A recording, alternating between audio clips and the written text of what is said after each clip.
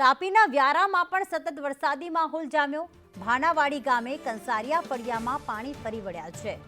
રસ્તા પર પાણી ફરી વળતા અવરજવર માટે મુશ્કેલી પડી રહી છે।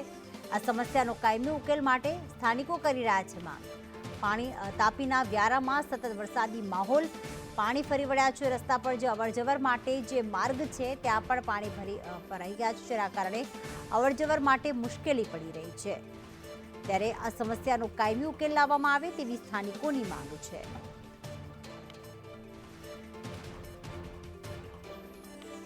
તો હાલમાં વ્યારાના આ દ્રશ્યો કે જ્યાં એક સ્થળેથી બીજા સ્થળે જવાનો માર્ગ પાણીમાં ગરકાવ થઈ ગયો છે, જેના કારણે લોકો જે છે ત્યાં ફસાઈ પડ્યા છે।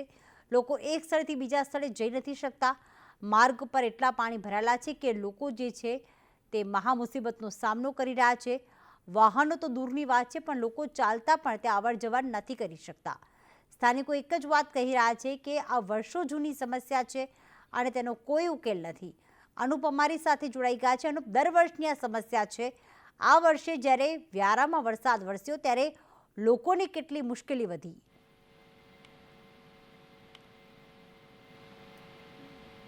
જી અનુપ।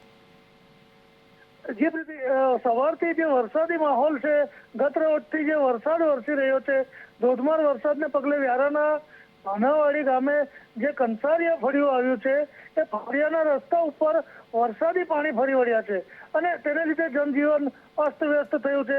સ્થાનિકોને આ ચોમાસામાં અહીં દર વર્ષે આ સમસ્યાઓ રહે છે, પરંતુ વહીવટી તંત્ર દ્વારા નક્કર કામગીરી કરવામાં આવતી નથી। ત્યારે અહીંના જે પ્રજાજનો છે તેઓ અહીં ફરીથી આવી સમસ્યા ન સર્જાય તેવું ઈચ્છી રહ્યા છે। જી બિલકુલ, આભાર તમામ વિગતો માટે।